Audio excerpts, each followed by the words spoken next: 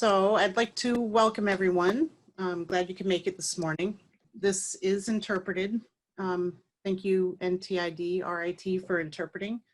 We have Byron Beam and Rachel Green. They'll be taking turns to interpret. So thank you so much for doing that for us. I'd like to welcome you to our webinar today. It's on Women-Owned Small Business Federal Contracting Program, their new certification process. We have two presenters today. We have Virginia Smith, who is the branch manager of Rochester SBA office. And we have Anna Vulaj Fitzsimmons. She's the program director of Monroe County Finger Lakes PTAC, or Procurement Technical Assistance Center.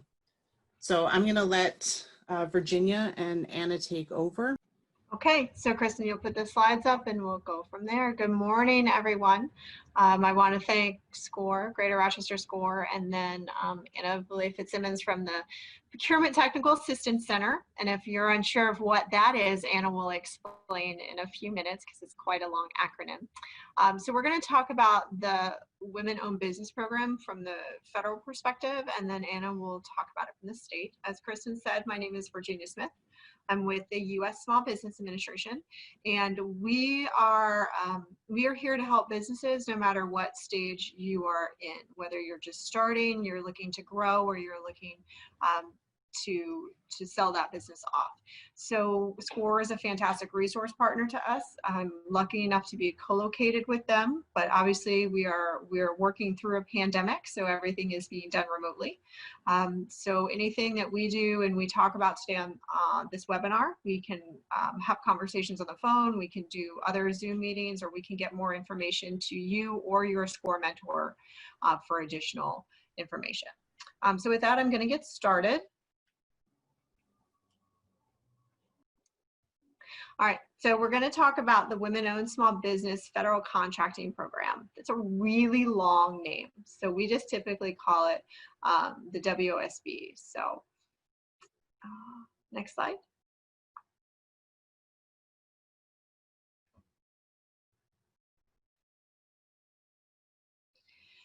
The point of, and Kristen, I think you have to click through to get to the bottom of the slides for me. Fantastic. The point of the certification programs is the federal government is required to provide 23% of all dollars to small businesses. And within that breakdown is these certification programs. So what it says is 5% of all federal dollars are supposed to be set aside for woman-owned small business. Some other targeted certifications are also our small disadvantaged businesses, which includes 8A, our hub zone businesses, and service disabled veteran-owned small businesses. So the idea is these are certifications that allow you to say, I'm a woman-owned small business, and because of that, I can help you meet your category goals to provide business opportunities to small businesses. So today's focus is going to be on the woman-owned small business. And the idea of the federal contracting program is if you are certified as a WOSB, you can take advantage of their goals, and you'll help these agencies and these prime contractors meet their goals. It helps you to build your capacity and grow because you are obtaining jobs and selling your product or service, and you can access set-asides for WOSBs and something called economically disadvantaged WOSBs as well. So those are kind of the three big ticket items for why you might want to consider participating in this program. Okay, so some of you on the call already know that prior to today, actually, you could self-certify. So as a woman-owned small business, you would put your information in sam.gov and say that I'm a woman-owned small business, and you could put it on your business card and put it on your on any of your paperwork and go out and explain this is what I am. What happened was the contracting officers would then have to do their due diligence when you won the contract after the fact. So it would take extra time because they said, you know, you self-certified and said that you were a woman-owned small business, but now they wanted you to prove that it was. So what SBA has now done is now requiring that we will provide that certification to you. It's going to be free. It is an online certification process, and you can either go through that or you can pay a third-party certifier. So free or pay a certifier. As of October 15th, you have to be certified through SBA or the third-party certifier. Some of you are self-certified, but you're gonna have to go in and participate in the new certification process. That you will be able to still use that third-party certifier, so they can do this too. But as of, or from now until October 15th, after October 15th, everyone's going to be required to be certified by SBA.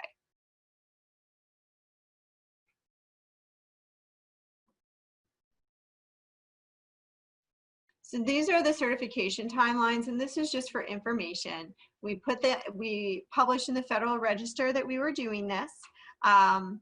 Everything is going to be at certify.sba.gov.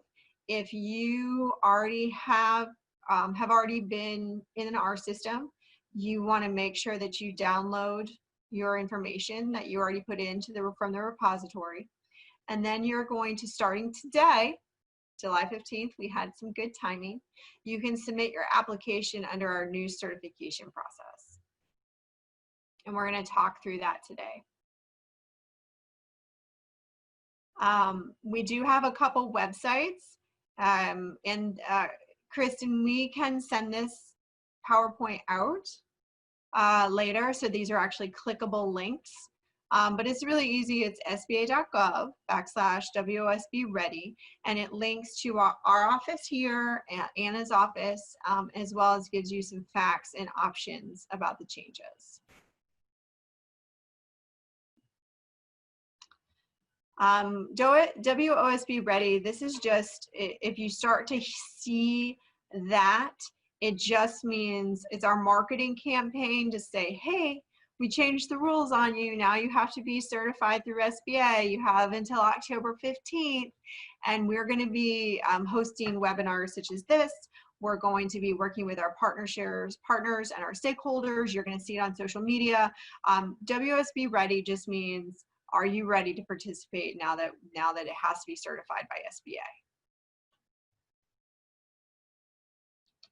So some of you may be just questioning, does it make sense for me to even go through the federal process? So here's some 6 quick things to think about in your business model if this will qualify you in this program. So number 1, do you have managerial experience in the business that you would like to certify as a woman-owned small business? Does a woman hold the highest officer position? Does a woman manage the daily operations? Is she the one who's ultimately responsible for certifying that the checks and the books are correct? Does the woman own 51% ownership and control of the business? And are you listed under NAICS codes? So NICS codes are industry codes that the government uses to determine different types of industries. And for the woman-owned small business, we have a list of codes where women are considered to be underrepresented or substantially underrepresented as business owners. So you want to make sure that the business that you're thinking of applying for your WOSB is under one of those codes.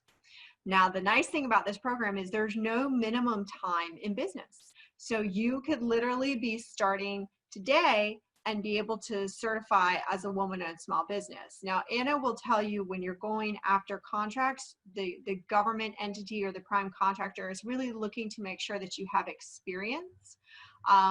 So there are ways that you can talk about experience or depend on your resume or your partners when you're going after these contracts if you just started. But for the certification itself, there's no minimum time in business to apply.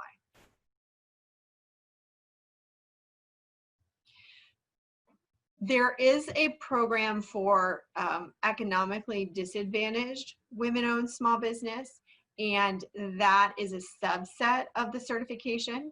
With that program, you have to prove that you are a woman-owned small business with the 6 things that we just talked about. And then in addition to that, we have 3 things. The personal net worth is less than $750,000. The 3-year average income is $350,000 or less. And the fair market value of all of your personal assets is less than $6 million. So you can be a woman-owned small business straight up, or you can add on to that for additional certification, so additional marketing, to be an economically disadvantaged business, woman-owned small business.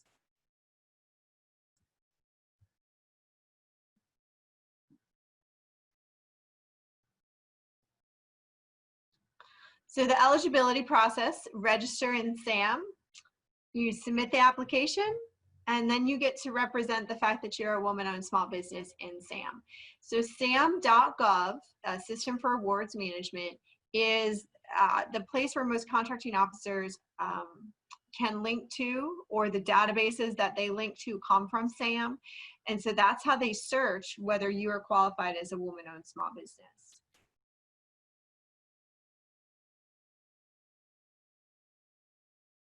That's what SAM looks like. It's just a screenshot. Anna's shop is fantastic with helping with SAM. It's where I send everyone. We want to show you this screen because please be cognizant that there's a lot of imitation out there, and SAM.gov, G-O-V, is what you're looking for. There's other SAM.coms and SAM.orgs and other things, and you want to make sure that you're at the right website so that you're putting in the information in a safe and appropriate location. All right, so Chris, yep, certify.gov. So certify.gov is actually the portal where you're going to certify that you're a woman-owned small business. It's where you submit your documentation.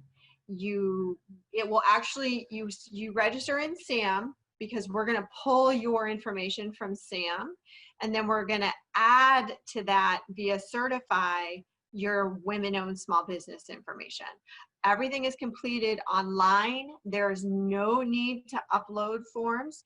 You just fill out things within the form. This is just an FYI, something that you might find interesting. FY18. So we had a historic high of $22 billion went to women-owned small businesses in the federal contracting world. That's almost 17,000 different women-owned small businesses. The biggest industries were professional, scientific, and technical services, and construction. The top 5 agencies are listed below. It's nice to see that SBA was number 1. Our point of this slide is when you're looking at the Women-Owned Small Business Program, functionally do some research to see if what your product or services is being purchased by the federal, state, or local governments, and what their commitment is to that, to see if it's frankly worth your time and your energy.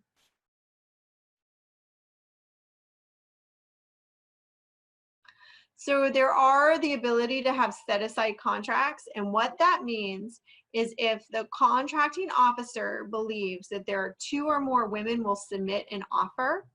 Let's say that you are an electrician, and the contracting officer knows that you're a woman-owned small business-owned electrician, and they know that there's a second one. They can actually set aside that contract and say, only women-owned small businesses, because they're underrepresented in the electrical NAICS code, can bid on this contract. So if you haven't certified that you're a woman-owned small business, you would not be able to bid on that contract even if you are an electrician. So the idea is it's narrowing the field, the playing field. It's helping to eliminate some of your competition on these things. So again, it still has to be awarded at fair price, and the contracting officer still has to think there's at least 2 WOSBs that will submit the offer. But this is one of the abilities that allows you to market your business. All right, so sole source contracts, which is just what I just said, you have to be in that eligible NAICS code. It would be at a fair and reasonable price to award. The contract value at maximum is 6.5 if you are million, excuse me, for manufacturing, and 4 million for anyone else. Then, I'm sorry, the chat function moved there we go. But if it's a sole source, that means only one of the businesses can perform.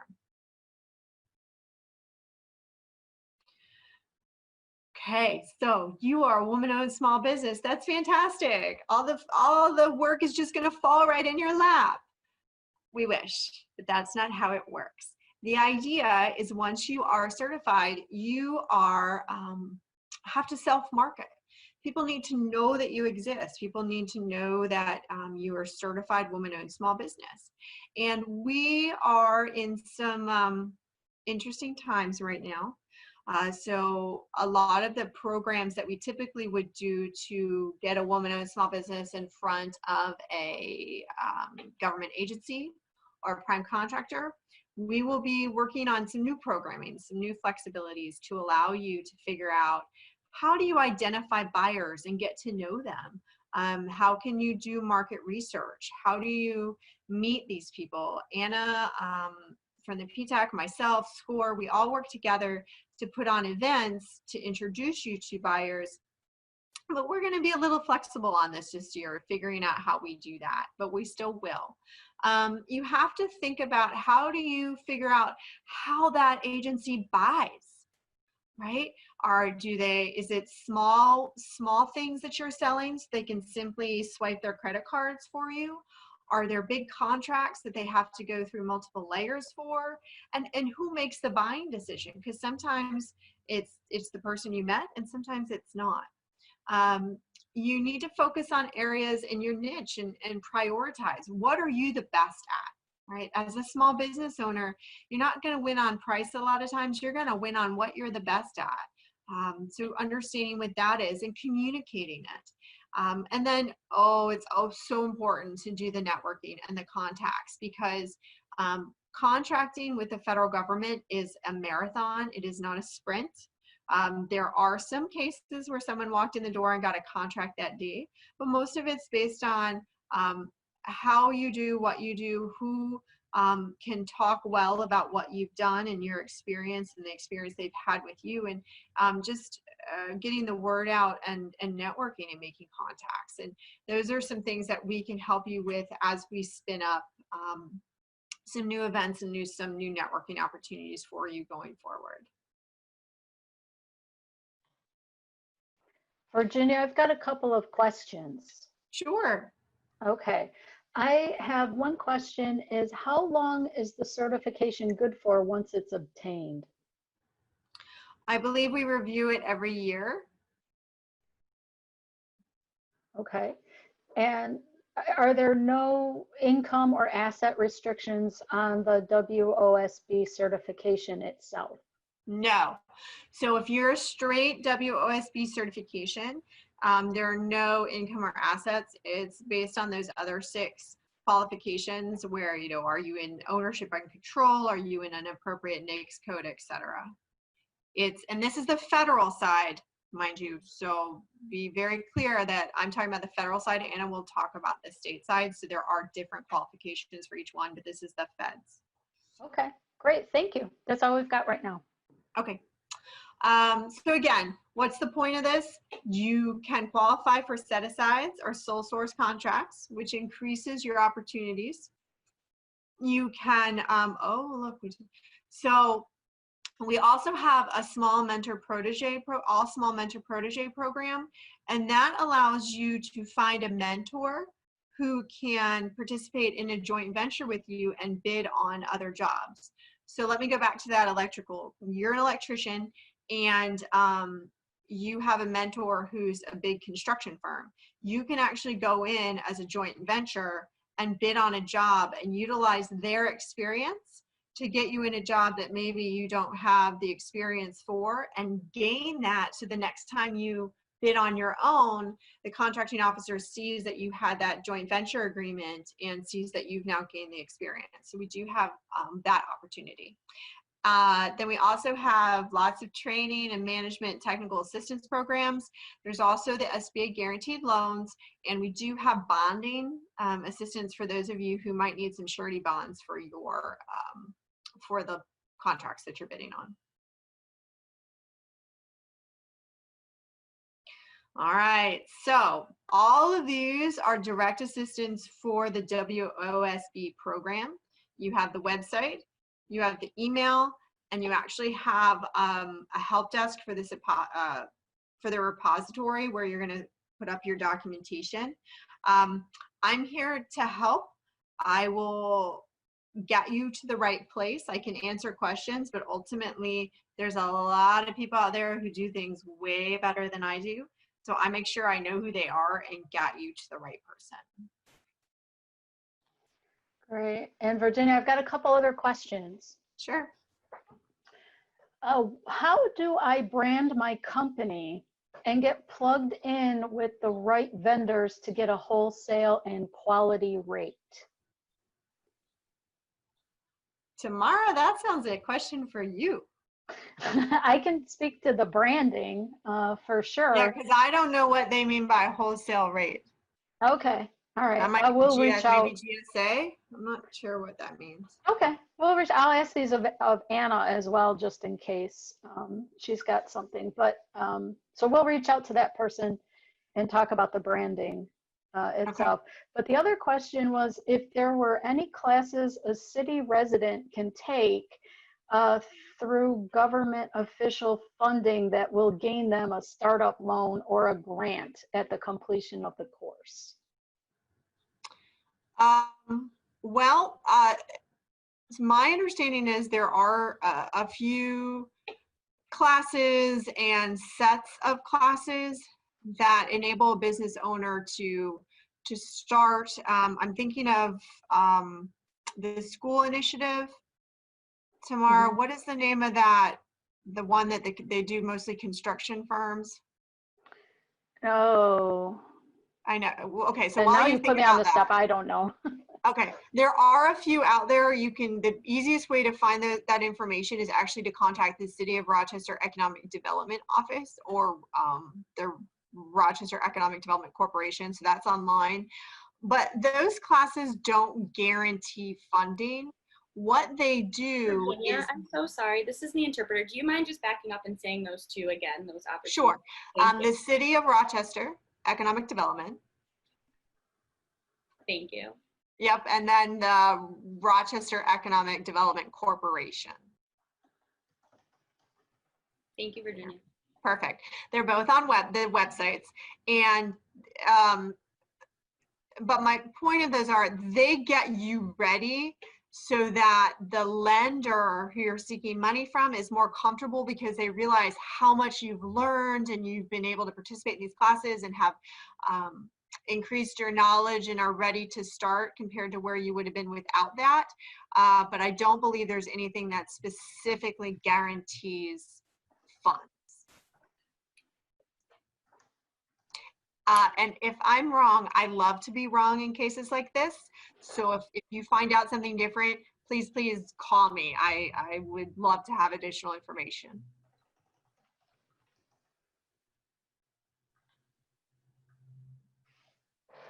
I think we are. Yep, no other questions. Okay, the other thing I wanted to say is I did see a quick chat about someone in another state. Please remember that the federal government, anything I'm talking about right now, And anything that Anna's going to talk about the state, but the PTAC itself, we are both nationwide organizations. We certainly have our geographic territory that we have to service, but if you have someone who is interested in another location, you can go to our websites, both of us, and link to other geographic territories, or if you can't find something, let us know and we will get you to the right place or the right person in that place. But the programs that we talk about are not just Rochester based. Mine are all federal, and Anna's are the one she's going to talk about, I think, are all over the state. So even if you happen to be in Plattsburgh, right, you're not seeing Rochester, it'll still apply to you. Great. Good morning, everyone. So as mentioned, I am Anna Vulaj Fitzsimmons. I am the Program Director for the Monroe County Finger Lakes Procurement Technical Assistance Center, a mouthful. So we just go by PTAC, it makes it easier. I am also the Region 2 Director for our PTAC Association. I cover New York, New Jersey, and Delaware. So as Virginia did mention, we are nationwide. We also cover the territories of the United States. So if you're not sure who services you, just let us know and we'll contact you and connect you with the appropriate office. So a quick overview of our program. The program is actually a Department of Defense program, started back in 1985 to make sure that there was a good supply chain for the government. And when you increase suppliers, you drive down prices for the taxpayer. So that was good. But we serve as a resource for businesses pursuing and performing under government contracts. That includes military, federal agencies, all of them, state and local governments, as well as large government prime contractors. So you're talking like the Boeings, L3 Harris, etc. We work with all businesses, small and large, to assist them through their government contracting endeavors. Again, prime contractors and government agencies to assist them reaching their government contracting goals. Virginia talked about those goals. And we work with partner agencies such as SCORE and the Small Business Administration. And by the way, thank you to SCORE and the SBA for having me here today. I really appreciate it. And of course, the military is the 800-pound gorilla in the room in terms of government contracting. So we work very closely with all our different military branches to make sure that small businesses know, especially in these times when PPE is really on the forefront of everybody's mind, and restocking and making sure you're aware of what those contracts are that are being let so quickly. Okay. And so today, you heard a lot from Virginia about what she's going to go over, what she went over in terms of federal contracting and the WOSB program. I'm going to go over our free services in just a minute, but I just want to say that, I'm going to be highlighting New York State's certification program. And before I go into that, a little more about how we operate. So we provide free government contract counseling because of how we're funded. We have a host agency. My host agency is the County of Monroe Industrial Development Agency, and I cover the 9-county Finger Lakes territory. We provide training and, webinars in these days. Hopefully, we'll get back to workshops at some point, face-to-face. We host government-to-business matchmakers. Keep an eye out for more information on that and any virtual ones that are coming your way. But really the bulk of our work is done on the one-on-one counseling front. We will sit with the business and assess their potential to do business with the government. So we have very strict orders from the Department of Defense on how to operate. We stick to government contract counseling. We don't do commercial. So if you were to come to us and say, I'm looking for, I'm just starting up, I'm not sure what kind of formation I'm going to refer you over to SCORE or the Small Business Administration, and they'll know which way to point you, whether it be SBDC or SCORE and so forth. We strictly stick in that government contracting box. We'll provide guidance on the markets, who's buying, what you're selling, whether it's federal, state, or municipal. Assistance with all registrations and certifications. We do that one-on-one with folks. So, you know, as you're going through and pulling together all your information for any type of registration, obviously, Virginia did mention SAM. That is a mandatory registration for anyone that wants to do business with the federal government. We do those over the phone all the time. In the certifications, while we're not certifiers, we understand these certification programs very, very well, federal and state level. So we can review everything with you before you pull the trigger on the actual certification application. Probably one of our most favorite services is our bid match service that we offer at no cost to our clients. We take keywords from you, the business, plug it into our system, and you receive daily email notifications of potential bids that you might be able to respond to. We provide assistance in the solicitation and bid prep process. What we're not going to do is read it for you. We're going to tell you read it another 3 times, and let's hash through the questions that you have.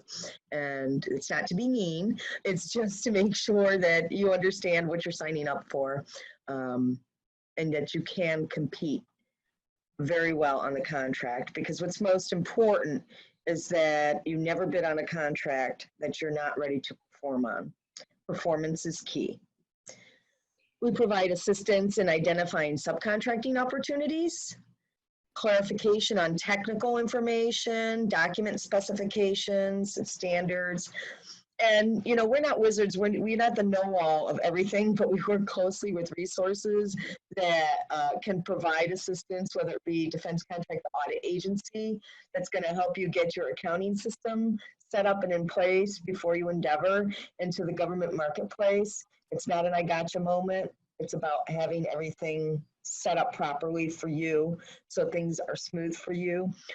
Or if you're looking for packaging and labeling information, we know the packaging and labeling information specialists over at Defense Contract Management Agency or through Defense Logistics Agency.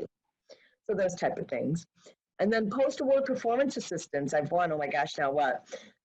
Here's a quick example.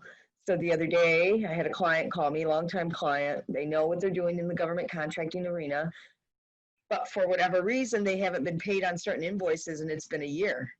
And so we were able to reach the right people and get them paid rather quickly, which worked out well for everybody.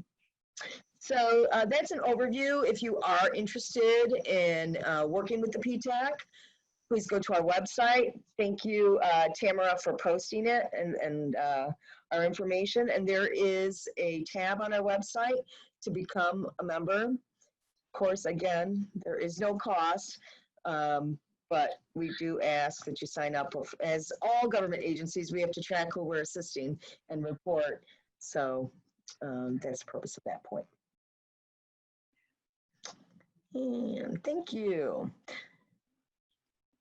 So Virginia talked a little bit about SAM, and I just wanted to highlight that there are some changes going on in SAM. It's this whole multi-year modernization that has occurred.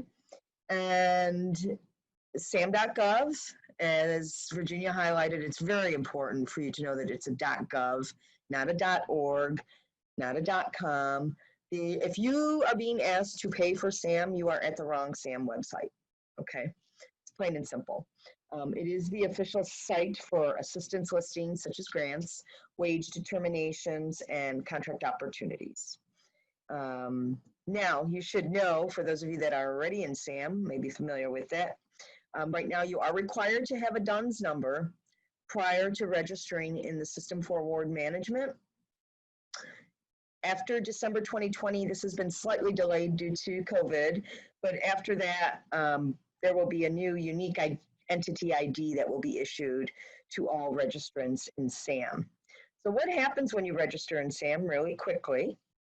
is that if you're a first-time registrant, you will be issued a one-time commercial and government entity code, a CAGE code. If you are already in SAM, please keep in mind that you need to renew it annually in order to perform on any government contracts. And there's some couple links there for you to test out. All right, a few things to know about limitations on subcontracting. This is important on the federal area because if you, as a woman-owned, certified, woman-owned small business, have been on a contract, but you're thinking you're going to sub out a majority of that, you need to think twice. And this applies to all set-asides that Virginia highlighted. Did I have the link? There's a link. If you, I can send you the link so you can read the federal acquisition regulations or the US code on the limitations in subcontracting. Basically, in the case of contract for services, you may not expend on subcontracting more than 50% of the amount paid to the concern under the contract. So that is not similarly situated. All right, what does that mean in English? So if I'm a woman-owned small business, I can't contract out more than 50% to just a regular small business or a hub zone or things of that nature. For supplies, it's a little different. You may not expect, 50% again. So keep that in mind. There are no more pass-throughs, which is good. The government has kind of tightened the noose on that and made it more equitable for the set-asides that it's meant to benefit. And also affiliation in determining whether you're a small business. The SBA has a business compliance guide size and affiliation book. Read it, know it. If you have other businesses that you're involved in, it's really important because remember that these programs are for small businesses, but affiliation can be determined in many different ways, whether you're an owner of another business or you're a branch of a larger business. So keep that in mind. And of course, all government business certifications, federal, state, local, all require 51% ownership and control, as Virginia stated. Control is really important. Again, there's certifiers on the state level and the federal level will be, I'm sure, and have been, are very, very meticulous in making sure that the women-owned business, as we're talking about in this case, is in fact the one running the business. Okay, this is sort of an eye chart just to help you understand that there are many different types of certifications. We reviewed the ones on the federal side, a couple more on there, the VA for veteran-owned businesses has a certification, and the Department of Transportation also has a certification that's administered on the state level, but still a federal certification. But New York State has the Minority Business Enterprise, the Woman Business Enterprise, the Service Disabled Veteran-Owned Business. They can be, if you have a couple different federal certifications like the 8A, you can be fast-tracked through New York's certification process. There are other third-party certifications. I was speaking to a woman the other day who had the WBank one. There's nothing wrong with it, but she thought she had the state certification and wanted to apply for a state contract that was set aside for a WBE. That doesn't work. You are not state certified if you just have a third-party certification, or you're not federally certified. You still need to do the state and federal certifications. There may be fast tracking if you have it, but. All right, let's talk a little bit about the New York State MWBE program, Minority and Women Business Enterprise Program. Get a little more into it. So it's under Article 15A of New York State Executive Law. It was signed into law back in 1988, which allowed the creation of the Division of Minority and Women's Business Development. Of course, it aims to promote employment and business opportunities on state contractors for minorities and women. Under the statute, state agencies are charged with establishing business participation goals for minority and women-owned businesses. And for New York State, that current participation goal is 30% for women-owned businesses as well as minority-owned businesses. And they're very strict on it. The program has recently been extended for 5 more years through the year 2024. Something new within the program, that certification is now good for 5 years. It used to be 3 years. They've raised the personal net worth limitation and increased it to $15 million. And similar to the federal WOSB program, the personal net worth limitation does not include the your business assets or the cost of your home. The discretionary spending threshold has been increased to $500,000.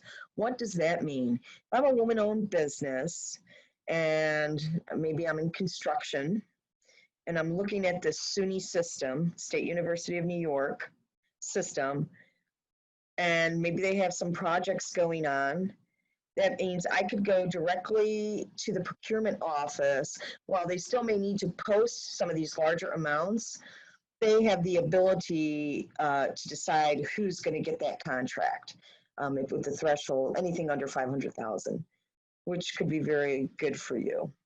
But let's talk, while we're at this dollar value, let's talk a little bit about, well, if I'm new, how do I get them to do business with me? Because Virginia mentioned this, and it's a really good point. So if you can use your commercial experience, which is fine, and demonstrate that you have that when you're doing business with the government. And just know that they're going to start you with small projects. Okay, you're not going to walk in the door and say, I want to land that, $50 million project. No, they're going to look at your past performance through any type of invoicing or PO work that you have on file, because they want proof.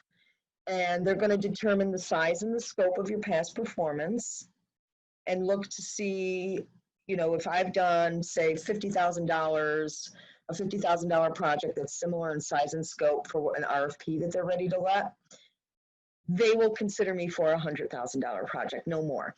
And then from there, if I've done a $100,000 one, they will consider me for a $200,000 one, no more. So double the minimum size and scope. Is how you grow, okay? So how do I apply for the certification? You go to, believe it or not, .com. It's a new portal, well, relatively newer portal for New York State, www.ny.newnycontracts.com. It's also a place where you can search the directory. You can update your profile in there. You can search for bid and grant opportunities. You can view quarterly forecasts of discretionary purchases under 50,000. And then there are also term contracts that you can look into. So once you go there, they're going to ask you a few questions electronically after you create your login. If you're a first-time certifying rather. And you will then be directed on what type of documents that are going to be required for you to submit based on how your company is formed. And one of the things they're going to look at, say you're a corporation, they're going to want to see your stock certificates, front and back, and the last stock certificates. They're going to want to see your bylaws. And one of the things they're going to look at in your bylaws, and this goes for every certification, is that they're going to want to see whether or not within your bylaws you can retain control, or the woman-owned business owners can retain control. There we go. And that's really important, really, for all your certifications when they're asking for your bylaws. It doesn't have to be just one woman. You can be, several women who are owners, as long as it's more than 51%. And with New York State, I will warn you, for husband and wife teams, they've come under very heavy scrutiny about being certified or recertified, whether or not it's fair. because there's always that concern that if the woman does not have the primary, let's say, certifications, if it's a plumbing company, if she's not a certified plumber or a master plumber and her husband's the one with all those certifications, that she's not in control of the company, because if he leaves for whatever reasons, she no longer has a business. So you can search the directory, as I mentioned, program notices and training, vendor account lookup. And if we scroll up, you can search upcoming events and certify and recertify at the MWBE certification. That's where you would get started.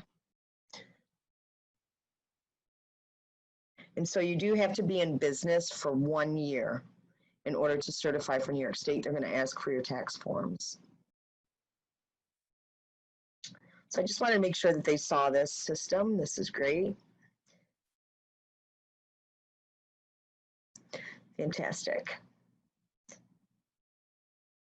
Now, you can search a load of different contracts that are posted on the New York State Contract Reporter. I would encourage everyone to create a free registration here. It is the official publication of procurement activity for all of New York State agencies, public authorities, as well as public benefit corporations. By law, state agencies are required to advertise any procurements over $50,000 when soliciting for bids for commodities, services, and construction projects. You will find others as well, smaller ones in there. Many municipalities, school districts, and eligible not-for-profits will also advertise in here. They're posted every business day. And again, that registration is free. So that is a good place to go.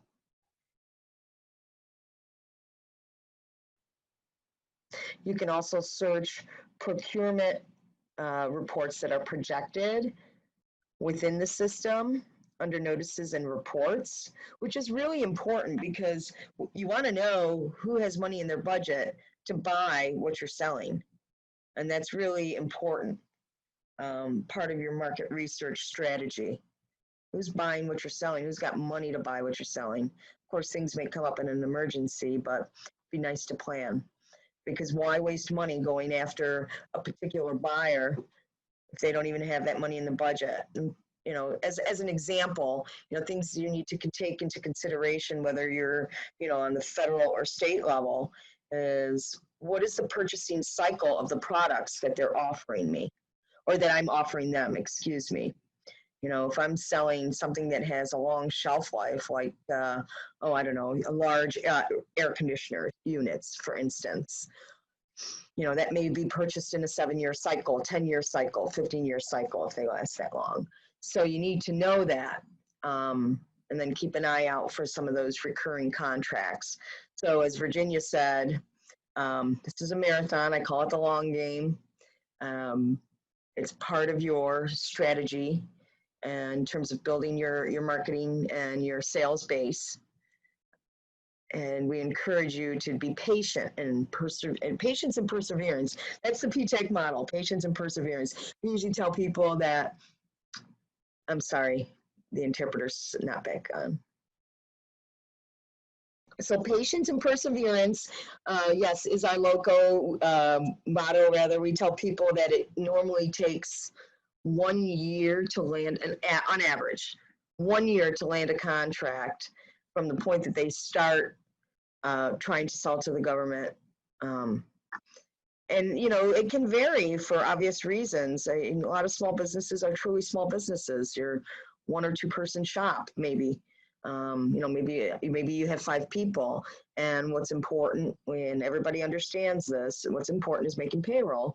So if you get sidetracked and not able to, you know, pursue government contracting on the schedule that you were hoping, don't worry about it. We're always here to, you know, bring you back and right where you left off.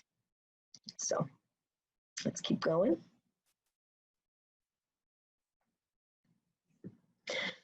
So some resources.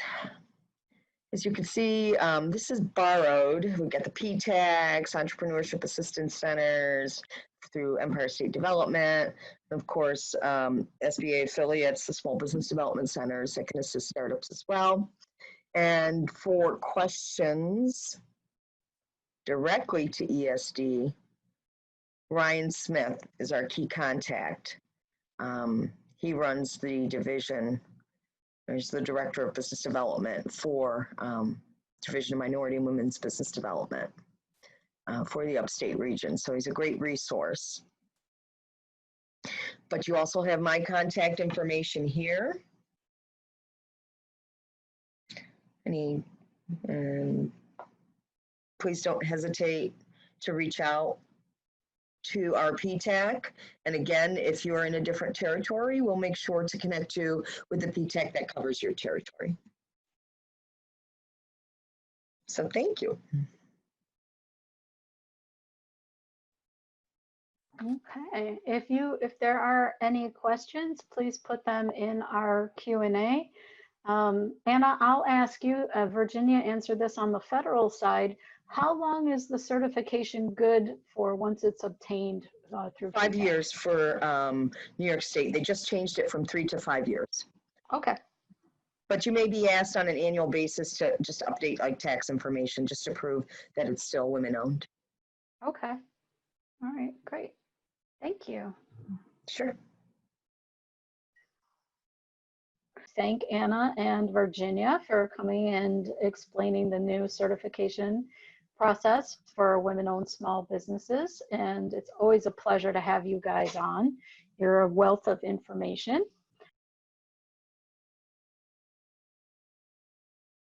I also want to thank our interpreters, Rachel Green and Byron. Byron, you guys are awesome. Thank you very much for all of your help and the assistance you give us for our programs. Any final thoughts, ladies? No, thank you. Thank you very much. We look forward to working with you and getting you into the government contracting arena. All right. Thank you, everybody, for attending. We will be in touch.